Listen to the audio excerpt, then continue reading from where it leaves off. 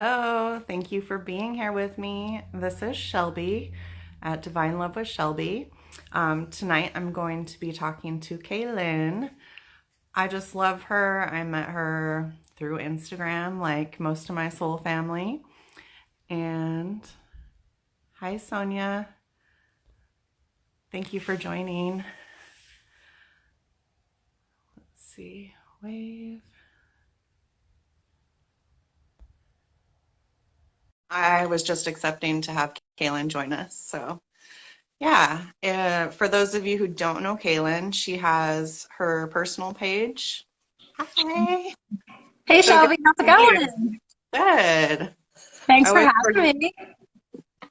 forget how different it looks once we're both on here. I know. I'm starting to get used to it, so I thought to myself, "Oh, I'm going to be on the bottom part this time." So I'm adjusting my camera, but I'm starting to get it down.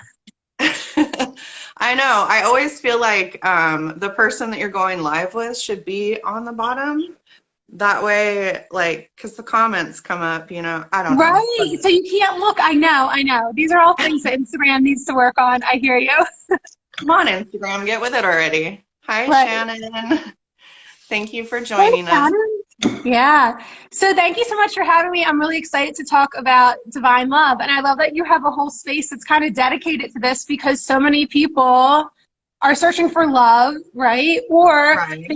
they use Instagram and other platforms as tools to get advice or just to see and honestly to meet people. Like you said, we meet our soul family on here, but definitely some love sparks as well. So I think it's Oh, really cool that you have a space for that. no, I met my divine masculine through Instagram Did too. you? See, there you go. Yeah. Yeah. So, Awesome.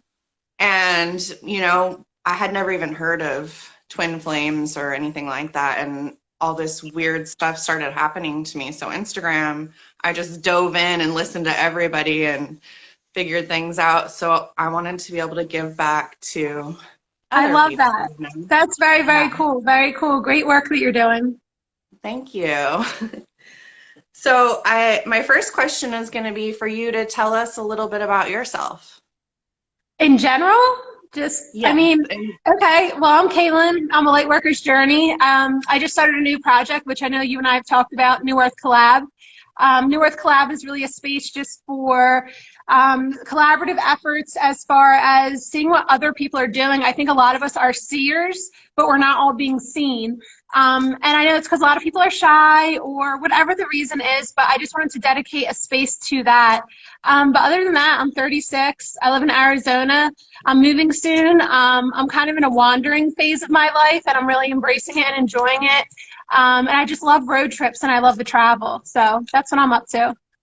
That's awesome. Yeah. That's awesome. I watched a live with you before, and you had left. I don't know what you did before, but you had basically decided you wanted to have more freedom in your life, and you started all these different projects. I loved that live. You were telling us like different ways Oh we could make yeah, when I money. left, I when I officially left the matrix, I guess you could say. So, I'm always looking. I am a solutions oriented person, and I think that we can have whatever we want. We just have to be creative and be brave in trying it.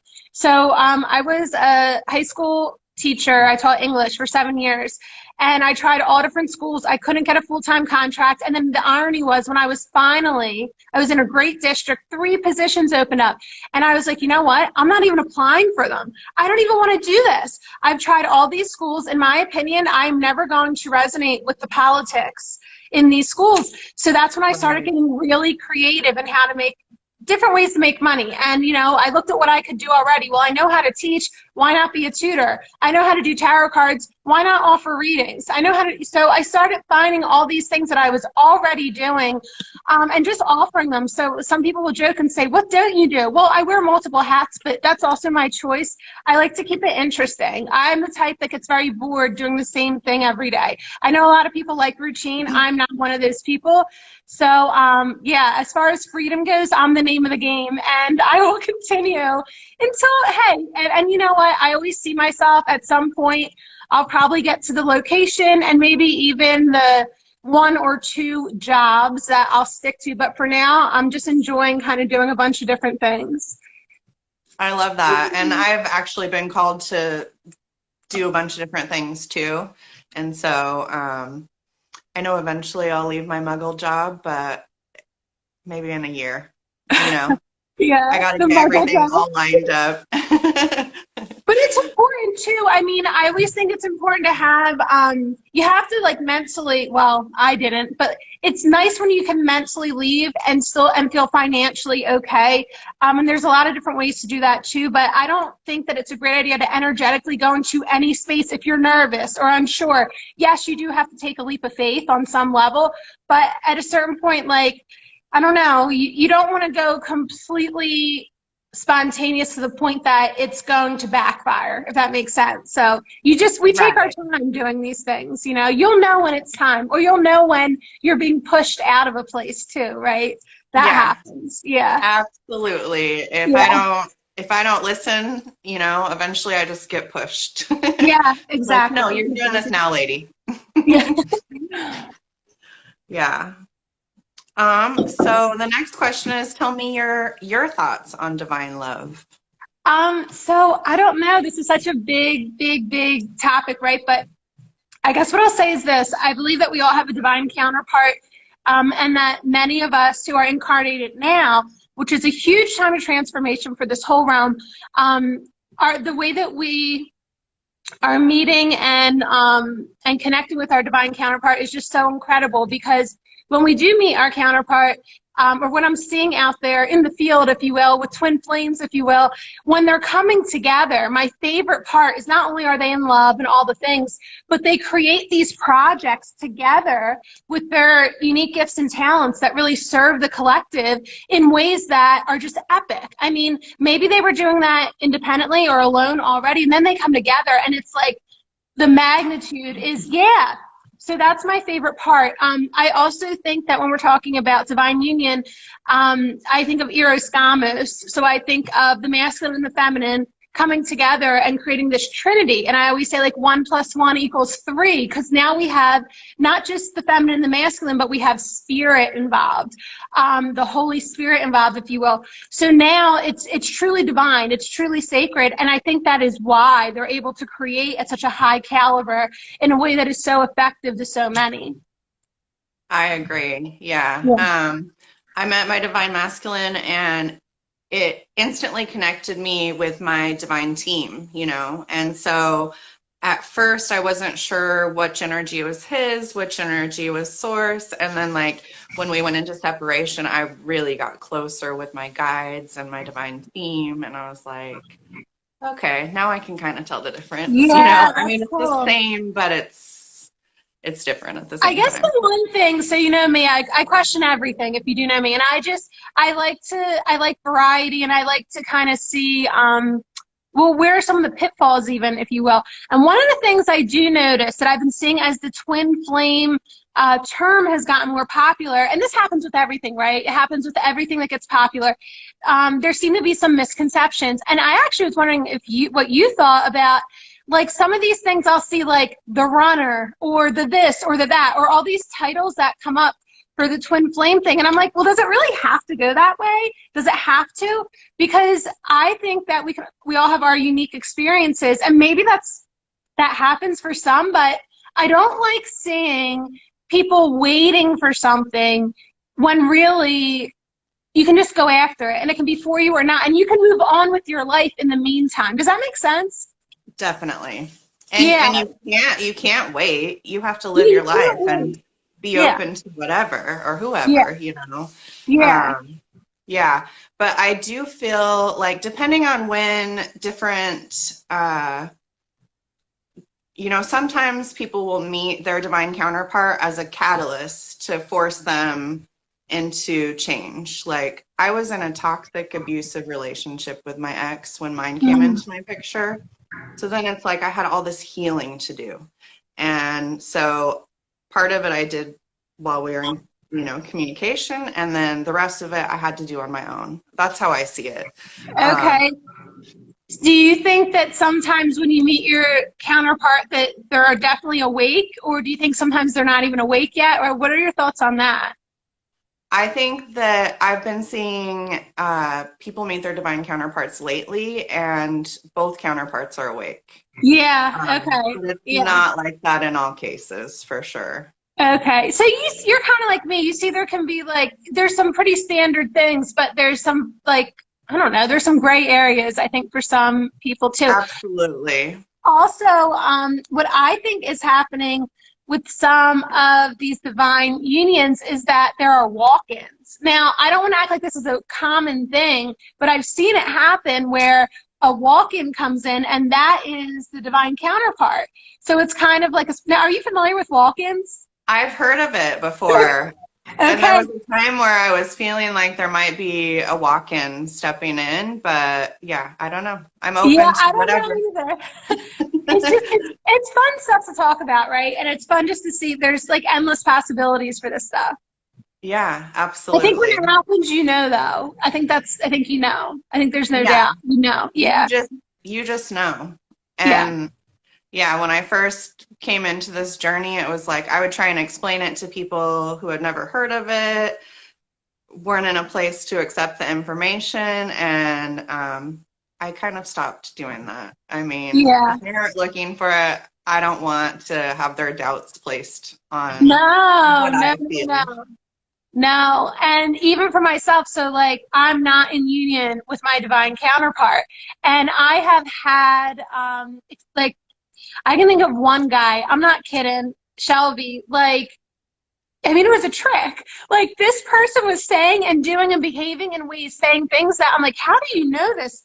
That it could have had me thinking this is my divine counterpart, but it was just someone that was so, you know, part of my soul family or my soul group. And unless he was saying those things, I probably wouldn't have spent as much time with him and done some of the I don't know, some of we really were doing some inner work together. It was just very aligned in a very strange way. It was meant to be in that space.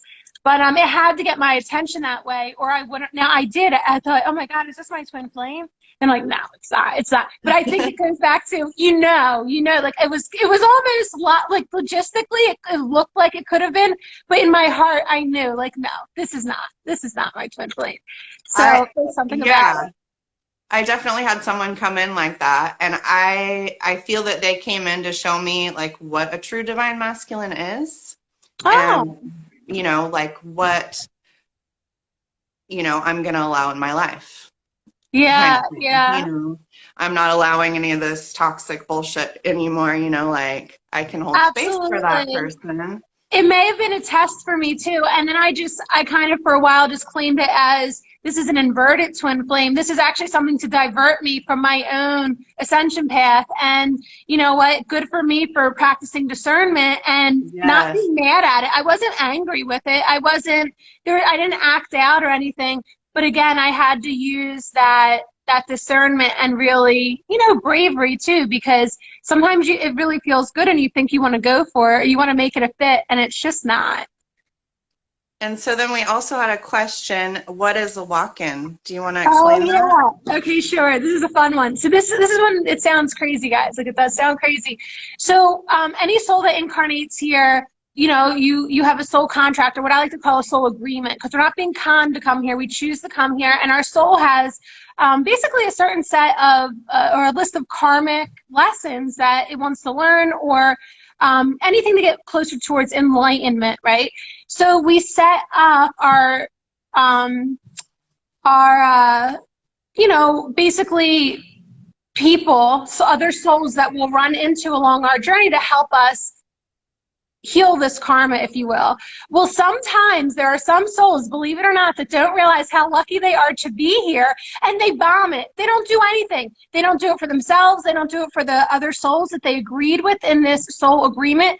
So there comes a point where, especially at a time like this, there's such epic change that wants to come forth that if they suck that bad, essentially, it's basically like a switcheroo. So instead of, say I was going to have a walk-in, which I'm not, I don't plan on this, but say I was going to have a walk-in, instead of like transitioning, or what some people call dying, transitioning, I keep my body, I keep this meat suit, but I switch with another soul. So I would agree with another soul on the other side of the veil. Hey, I don't feel like doing this anymore. I'm a narcissist. I'm not down for karmic healing. I changed my mind. This is too hard. It sucks here. And then the other soul will come into my meat suit, right? Now, it's really interesting because I will look like Kaylyn. I will sound like Kaylyn. I will do all the same things Kaylyn did, but maybe there are some things that I just don't like anymore. An example would be maybe I hate to go live as my walk-in. Or maybe all of a sudden I can sing really well as my walk-in. So you have all the same physical attributes, but there's something about you that means business. And the walk-in, you can always tell it's a walk-in because all of a sudden they're doing all of this work for humanity. They're doing humanitarian work. And it's to make up for lost time that the soul that didn't follow through, right? It makes up for them. So it's kind of crazy, but you'll hear people that this happens to. For example, they're walking, like maybe the dogs will start barking at the new soul because it's really, truly a new essence, things like that. So it's really interesting. You can look up walk-ins, a really good explanation of them on the Ascension Glossary. You just go to the Ascension Glossary and in the search bar type in walk-ins and you'll get a really good explanation there. Yeah, I actually heard it, and I heard it from somebody else a little differently, whereas the Divine Masculine isn't ready for the journey and chooses free will. And so the part of them that was in the cosmic egg with their twin or whatever steps into another body and can come to the divine feminine that way, which I don't know. No, I think that's part of what I was saying too, if I didn't articulate it too well. So it's going to affect humanitarian efforts, but it also affects, okay, I'll give you an example. I have a pretty good indication, and anything can change at any minute, but I have a pretty good indication that my counterpart is going to be a walk-in. Okay. So we'll see. I'm not waiting around. I'm not attached to that, but I have a pretty good, it's come up multiple times for me. So we'll see. Okay. Yeah. I'd love to hear about it. So if it happens, I'll let you know and I'll tell you all. Totally. Totally. Okay. And then we talked a little bit about, but you might want to talk more about balancing the DM and then DF inside and how that brings divine love. Oh, yeah. Well, you got to do it within before it manifests outside. I believe that fully. And I think that this is something that maybe it's like an ongoing effort, if you will, or something that I'm just mindful of, because I think there's something about, especially for someone like me, like my feminine needed to soften a lot in order to even be open for masculine to approach me, whether it's divine masculine or any masculine, because there's a lot of us out here that we have our awakening, we come into ourselves, we shine, we show our authentic selves with the world, and then unless it's our divine masculine, that could be very intimidating, right? So I think that there's something for me, I can really only speak for myself, that kind of softening the feminine, having that, those traits, if you will, but also being my own masculine. I am my own protector. I am my own leader. I make my own decisions. I don't wait around for an actual person to come in and do those things for me. And I think that's important because we never want to put the full load of anything on our counterpart, right? I mean, I think we both want to show up with both. And that is why it's so divine. And that is why we also can continue to learn from each other and balance each other in more divine ways rather than just that physical.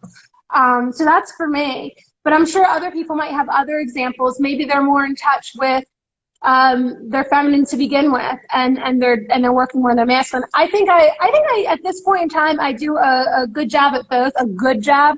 I'm gentle on myself in the areas I'm still working on.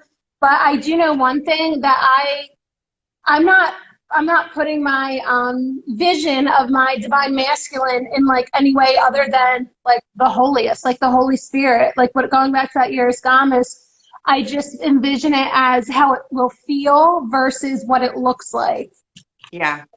Yeah. And then Shannon said, wait, do they ever leave and go back to the original soul? Which I don't know. The walk-in? Hell no. They already messed up. They They're, love their chance. It's they like love don't their let them chance. come ready. No, no, no. Not that I'm aware of. Not that I'm aware of. But do you see the point with the walk-in? It takes less time. If I say I'm 36 and I had a walk-in, it's less time than a baby coming all the way up to 30. Now when I'm 36, I can just go out and start doing things to make up for lost time that the initial soul did not complete for whatever reason. Like you said, Shelby, maybe the free will or just there's a whole bunch of different reasons why the switch would happen, but it has to be pretty epic of an F up. Like they have to really choose the other path. Yeah, Um, you know, definitely. Yeah. like really consciously be almost fighting themselves and choosing the other path. Yeah. Right. Let's see. So what has helped you most on your ascension journey? Hmm. Or what are Well, some of the things that have helped you? honestly, well, really learning and embodying like detachment, as far as like not being attached to outcomes of things that whether it's stuff that I can control or cannot control. I think that the more detached I am from the outcomes or the actions or behaviors of others or even myself, the more I'm able to stay in the present moment. When I'm in the present moment, I create the best. I have the most clarity. I have the most joy. And I think really, I do this. I'm good. I love deep conversations and deep dives on things, but when it comes back to the skin and bones of things and just really what it is, it's just about being in joy. We're in a place of suffering and there's a lot of toxicity here and a lot of traps. And if we can just stay happy here and stay in a creation mode and stay in the present moment, to me, that is ascension because you're rising above. You're now rising above all the false light, all the bullshit out there, excuse my language, everything that doesn't resonate with the higher self. That is ascension. So for me, it always comes back to, creating detachment. And for me, alone time is really, really important. I'm very social. I love my family. I love my people. I love everyone. But if I don't get alone time, it makes a difference. So I think a lot of us that are creatives, we really appreciate our alone time. And it makes a difference when we have that reflective space and just whether it's self-reflection or creating alone or whatever, it's pretty important to me. I need my alone time. Like it's Yeah. necessary. If I don't take it, I will get sick. So my body Oh, makes me take yeah. it. See, yeah, I think that's for a lot of us. And that's another sign, I think, too, of ascension because a lot of people that are being distracted, again, by friends or family or colleagues or anyone, they think they always have to have someone with them. I'm like, but do you know how to spend time alone? Because I think that's where the most magic happens sometimes. That's when you get those aha moments or these revelations or maybe like self-checks too, like, wait, what am I doing? I don't need to be doing this. And you get to kind of revamp yourself. Yeah. And I have conversations with my guides in my head. Whereas like if I'm with people, I can't really be doing that. And so, Exactly. you can, but It's not the same. It's not as it's not the efficient if you ask same. me. Yeah, yeah. Not as much comes through compared to being alone. Yeah. Sunray says, alone time, what's that? Someone has a full house. I know. That makes it really difficult. Yeah. It does make it difficult when you have a lot of kids. I know. That's another reason I do feel lucky. Like I'm single. I was married and I'm single now and I enjoy it. I'll enjoy every part of my journey, but right now, like I'm not in a rush. Trust Me me, I'm not in neither. a rush. I'm at the part where like I don't settle unless it's like exactly how it's supposed to feel. So Same. And yeah. all the time, like people in my family are like, sometimes you just have to, if you find a nice guy, and I'm like, that is no. I Yeah. will No, no, not no, settle for no. anything. Like I love my alone time. I'll be alone forever if I need to be. Like whatever's Right. meant for me, I'm ready Right. for it. And Kelly, by the way, you alone time, yeah, but you're with your divine counterpart. So Um, Kelly's divine counterpart is beautiful, and they are really, really. It's like whenever I see couples like that together, I'm just like, oh yeah, that's what it's supposed to look like. Because yeah, like we said, their union with each other is beautiful. Their union with themselves is beautiful, but then they're helping their kids and or whatever all their projects, their humanitarian projects. Yeah, he is Kelly. So I that's really love that cool. because there's not a whole lot of examples of healthy relationships around us, like Mm-mm. not on TV, not in our families, not with our friends. So Nope. it's such a beautiful thing to see. Like I love it when I interview people in union because it's just this glow in their eyes, and you have it Yeah. too, but like, you know. It looks different. It's nice to see it happen because it does exist. Absolutely. Yeah. Yep. So if anybody has any questions for either one of us, go ahead and put it in the question box. I'm going to get to my last question now. And you already talked about a little bit, but tell us more about New Earth Collab. Sure, I would love to. So, New Earth Collab is a project that I've just rolled out. And basically, as I mentioned earlier, I know that many of us are seers, but I want us to be seen. I think that there's a smarter, not harder way to work with each other, which is this, which is instead of depending, again, because we don't depend on these outside shenanigans, but when we see each other and we support each other, doesn't it make more sense for me to see someone on maybe North Collab like what they're doing and share it in my story or share it in a way for others to see, or maybe I want to collaborate them and reach out to them directly than to just rely on the algorithm, which only shows us maybe the same 10 or 20 people. So I want us to be seen. I also want stories from new people. I think over the last 2 years, we've had a lot of people, and I was one of them that felt really guided to come out publicly and talk about whatever I was talking about. But now I think that chapter is kind of coming to a close. We've had enough classroom time, if you ask me. There are certainly topics that we want to explore and expand upon, but I want to see creations. I want more of like a show and tell. Show me what you're making. Show me what you're doing. Take me to that event. Or show me the artwork, or maybe it is something that's on a social media platform. Show me what that is, though.